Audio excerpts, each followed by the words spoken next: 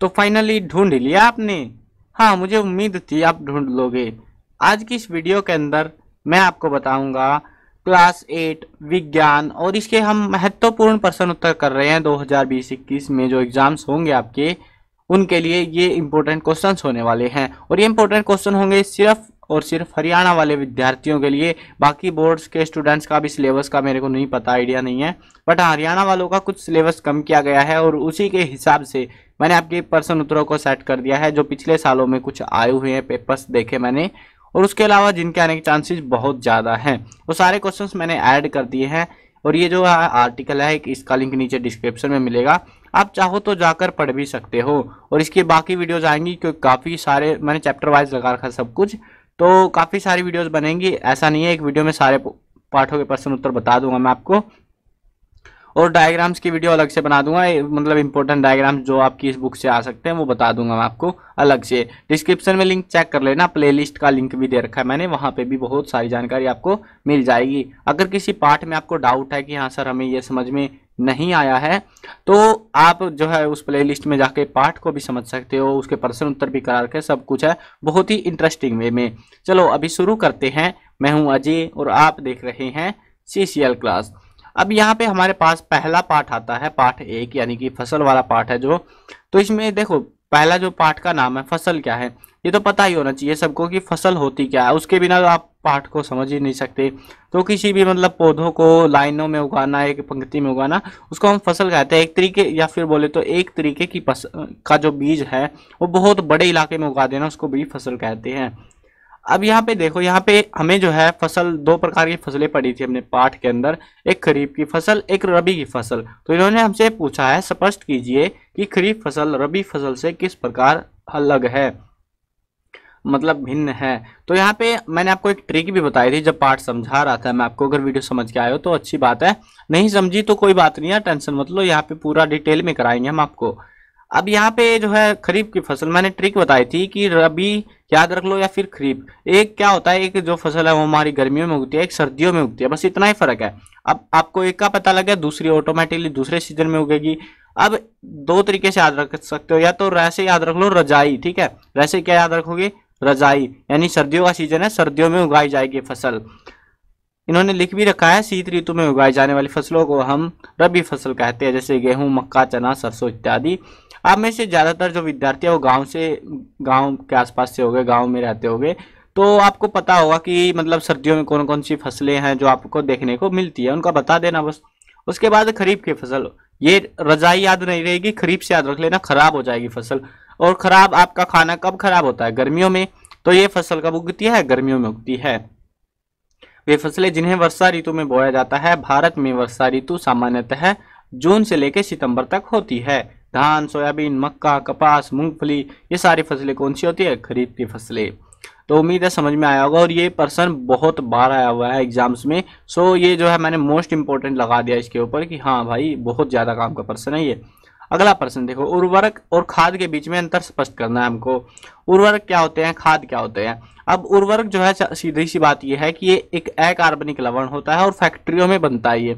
इससे मिट्टी को ह्यूमस यानी नमी जो होती है ना, मिट्टी में नमी आ जाती है, तो वो नहीं मिलती इससे। इसमें पादप पोषक प्रचुरता में होते हैं। अब ये पादप पोषक क्या होते हैं कि जैसे आपको खाना चाहिए, आपको रोटी चाहिए, दाल चावल पता नहीं क्या क्या चाहिए, है ना, तो वो क्या होते हैं, वो आपके पोषक तत्व होते हैं। और वैसे ही पेड़ के भी पोषक तत्व होते हैं, और हम लोग जो है जब फैक्ट्री में बनाते हैं तो ये देखते हैं, क्योंकि पेड़ को नाइट्रोजन चाहिए होती है पौधे को, और नाइट्रोजन उसमें बहुत भर भर के डाली जाती है ताकि पेड़ अच्छा ग्रो करे, ठीक है, क्योंकि हमने उसको खुद मेंटेन किया कि हाँ सर हम इतनी नाइट्रोजन डालेंगे, इतना ही डालेंगे, तो अच्छी मात्रा में मिलेंगे हमें ये।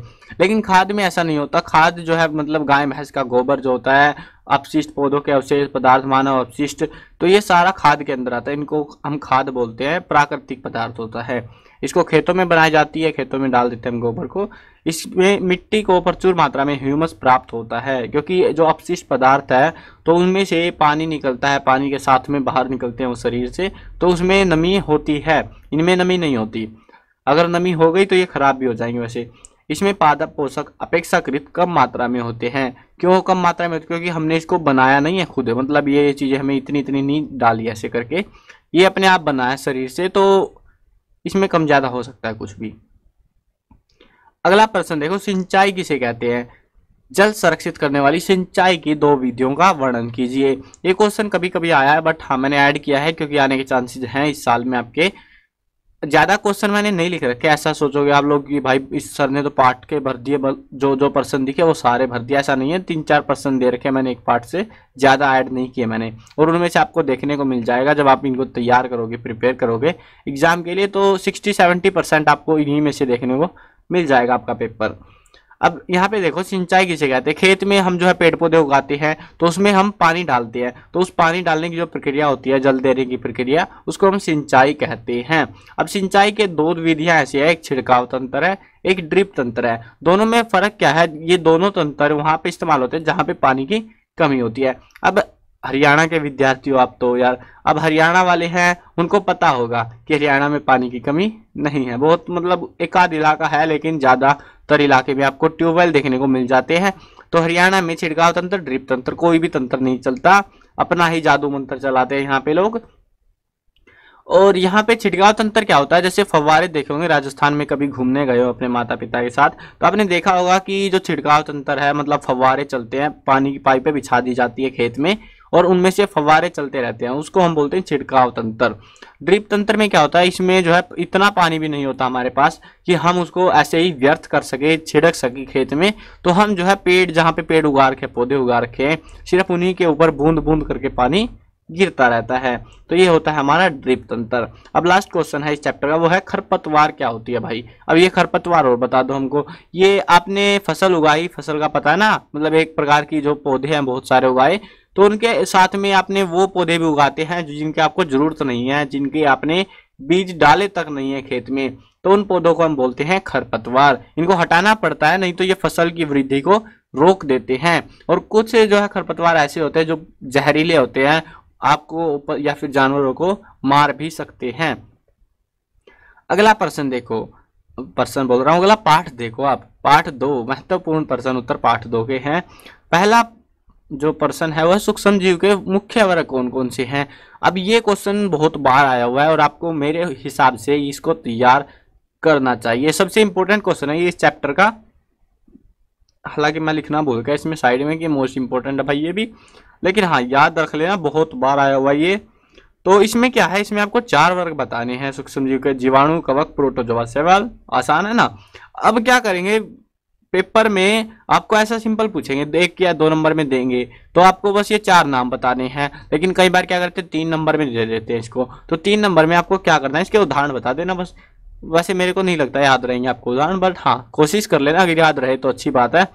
जीवाणु, जीवाणु के उदाहरण है स्पाइरल जीवाणु, छड़नुमा जीवाणु, एटलीस्ट आप एक उदाहरण याद कर लेना, ज्यादा ना हो तो। उदाहरण, कवक के उदाहरण देखो एस्प्रिजल्स, पेंसिलियम। प्रोटोजोआ के देखो आप उदाहरण अमीबा, पैरामीशियम। शैवाल के उदाहरण देखो स्पाइरोगाइरा, माइडोमोनास। अजीब से नाम है लेकिन मैंने तो रखे नहीं है, अब जिन्होंने रखे यार मैं क्या कर सकता था उनका। अगला प्रश्न देखो आप, हमारे जीवन में सूक्ष्म जीवों के लाभ बताइए। अब आपने पाठ पढ़ा है, आपको पता है सूक्ष्म जीव क्या होते हैं, वो छोटे छोटे जीव जो हमारी मदद भी करते हैं, हमारे लिए नुकसानदायक भी होते हैं। तो यहाँ पे सिर्फ फायदे बताने आपको, जैसे दही जमाना, ब्रेड से केक बनाना, ब्रेड बनाना, तो ये सारों में क्या होते हैं, सूक्ष्म जीव काम आते हैं। अब कोई भी कचरा आपने बाहर खुले में डाल दिया, वो अपने आप सड़ जाएगा, तो उसमें कौन काम आएंगे, सूक्ष्म जीव काम आएंगे। बीमारी हो गई तो कुछ दवाइयां बनती हैं, वो दवाइयां औषधियां बनाने में कौन काम आते हैं, जीवाणु काम आते हैं, यानी सूक्ष्म जीव काम आते हैं। मिट्टी है आपकी धीरे धीरे कमजोर हो रही है, आपने जो है उखाड़ के फेंक दिया, तो वहां पे क्यों, कौन उसकी ताकत को बढ़ाएगा, सूक्ष्म जीव बढ़ाएंगे। टीका बनता है, मतलब ये दवाइयां वगैरह ही बोल रहे हैं। अचार, पनीर, खाद्य पदार्थों के उत्पादन में सहायक होते हैं। तो ये बनाना, जैसे पनीर बनाना है तो दूध में लस्सी डाल दो, तो जो लस्सी है तो उसमें सूक्ष्म जीव डाले जाते हैं, बेसिकली आप लॉजिकली समझो तो। अब उसके बाद में पौधों को बीमारियां होती है पेड़ पौधों में जो, तो उनको रोकते हैं ये। ऐसे ही शराब बनती है, एसिटिक एसिड बनता है, बहुत सारी चीजें इनसे बनती है। ये तो बस थोड़े बहुत है, बहुत ज्यादा चीजें बनती है सूक्ष्म जीव से। अगर आप सही से समझोगे ना तो आपको जो भी चीज दिख रही है ना, जो चीज बनती हुई दिख रही है, वो सारी सूक्ष्म जीवों से बनती है, बस वो धातु की ना हो। अगला प्रश्न देखो आप, प्रतिजैविक एंटीबायोटिक क्या होते हैं? प्रतिजैविक ये औषधियां होती है एंटीबायोटिक या प्रतिजैविक, जो सूक्ष्म जीवों को नष्ट कर देती है या फिर उनकी वृद्धि को रोक देती है, इनको हम एंटीबायोटिक बोलते हैं। अब पूछ रहे हैं वैक्सीन क्या है? आप बीमारी के घर में बैठे हो, कोई रीजन है आपके घर में बैठने का, पता है आपको क्यों बैठे हो, तो अब बोल रहे हैं कि वैक्सीन आएगी उस चीज की। लेकिन वैक्सीन, अब सोचोगे यार मन में, वैक्सीन होती क्या है? तो वैक्सीन होती है मतलब वही जो सूक्ष्म जीव है ना, जो जैसे कोई बीमारी है तो उसी के जीवों सूक्ष्म जीवों को हम मार के, मतलब अधमरा या फिर मार के ही डाल देते हैं और शरीर में, हमारे शरीर में डाला जाता है उन मरे हुए जानवरों को, सूक्ष्म जीवों को। उसके बाद में शरीर जो है अपने आप उनके लिए दवाई बनाता है और अगली बार जब कोई बीमारी, वैसी ही बीमारी हमारे शरीर में प्रवेश करती है तो वो शरीर अपने आप उसको खत्म कर देता है, उसको बोलते हैं वैक्सीन। अगला प्रश्न देखो, नाइट्रोजन चक्र का रेखा चित्र बनाइए।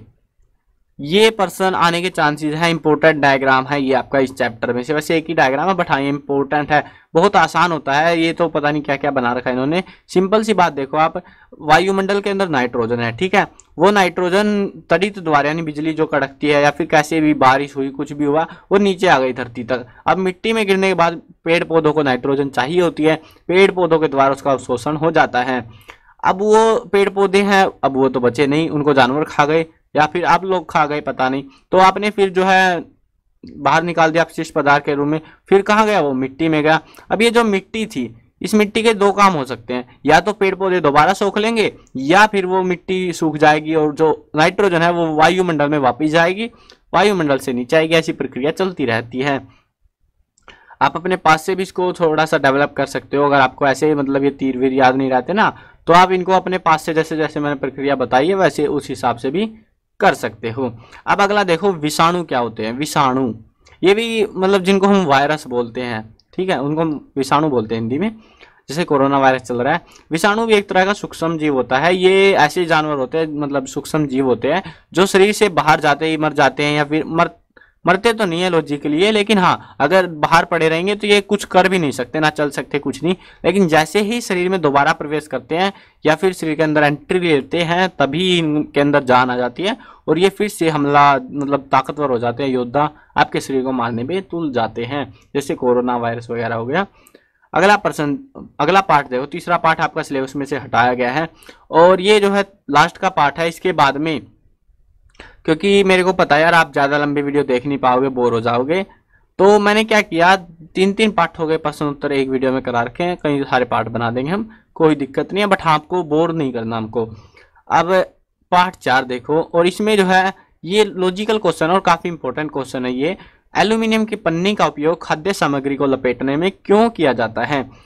दो फायदे हैं, एक तो एल्यूमिनियम की पन्नी सस्ती पड़ती है, ठीक है, सस्ती ना भी पड़े उसको सबसे बढ़िया फायदा उसको आसानी से मोड़ कर खाने को अच्छी तरह से हम बंद कर सकते हैं, जिससे बाहरी वायु और संदूषण पदार्थ होते हैं, बाहर की गैसें वगैरह, वो खाने पे असर नहीं डाल पाती और काफी घंटों तक के बाद भी हमें खाना सूखा हुआ या फिर खराब हुआ नहीं मिलता है।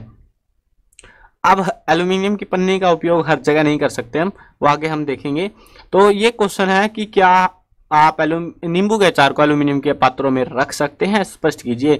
तो हम नहीं रख सकते नींबू का अचार जो भी है ना, जो खट्टे अचार होते हैं, नींबू का हो गया, उसके अलावा जो है आपका एक आध और अचार होते हैं खट्टे वाले बिल्कुल, तो उनमें उनको जो है हम एल्यूमिनियम के पात्रों में नहीं रखते। एल्यूमिनियम की पन्नी में आप खाना लपेट के जाते हो और नींबू का अचार डाल रहे हो तो आपका जो खाना है वो जहरीला हो जाता है, भोजन को विषाक्त बना देता है और जिसको खाने से आपकी मौत तक हो सकती है। वैसे इतनी जल्दी तो नहीं होगी, लेकिन हाँ आप बीमार जरूर पड़ जाओगे। तो अगर आपके पेरेंट्स जो है ऐसा कर रहे हैं कि एल्यूमिनियम की पन्नी के साथ आपका खाना लपेट के देते हैं और नींबू का अचार डाल के ले जा रहे हो आप, तो मत लेके जाना उसको आगे से, उसको ऐसे ही खुला लेके जाना। अगर कोई सब्जी वगैरह है तो अपनी रोटियां वगैरह पैक करवा सकते हो एल्यूमिनियम की पन्नी से। अगला प्रश्न देखो, आघातवर्धनीयता किसे कहते हैं? अपने धातु के बहुत सारे गुण पढ़े थे, लेकिन हमने सिर्फ इसी को चुना है क्योंकि इसके आने के चांसेस थोड़े से हैं, ज्यादा मतलब वैल्यू है यार इस क्वेश्चन में। आघातवर्धनीयता क्या होती है कि जब धातु का वह गुण जिससे पीट कर हम उसकी चादरें बना डालते हैं उसको हम बोलते हैं आघातवर्धनीयता। अगला प्रश्न है, सोडियम और पोटासियम को मिट्टी के तेल में क्यों रखा जाता है? ये भी काफी ज्यादा इंपॉर्टेंट क्वेश्चन है कि इसको क्यों रखा जाता है। अब इसके अंदर जो है ये दोनों जो है ना बहुत क्रियाशील धातुएं होती है, और जैसे ये हवा में आएंगी ना, बस हवा में निकाल दो, आप अपने हाथ में रखो, अपने आप आग लग जाएगी इनमें। हाथ में क्या, आप कहीं पे भी रख दो, बस हवा के संपर्क में आई और ये आग पकड़ लेती हैं। इसीलिए हम इनको मिट्टी के तेल में रखते हैं ताकि ये इनको आग ना लगे। ठीक है, अब इसके बाद में पार्ट 6 आएगा, लेकिन आगे बहुत सारे पार्ट हैं। वीडियो में बोर नहीं करना चाहता, वीडियो करते यहीं पे खत्म। मैं कवर करने वाला हूँ क्लास 8, 9, 10, 11 और 12 क्लास की सभी सब्जेक्ट्स की वीडियोस, हिंदी मीडियम में, इंग्लिश मीडियम में, जो भी मीडियम आपका आप देख लेना। बट हाँ, सारे सब्जेक्ट होंगे दोनों मीडियम्स के अंदर। तो यार इंतजार किस चीज़ का कर रहे हो, अभी तो बहुत सारे क्लासेज पढ़नी है आपको। सब्सक्राइब कर लो, साथ में घंटी भी दबा लेना ताकि आपको पता लगता रहे आपके काम की कौन कौन सी वीडियोस आ रही हैं।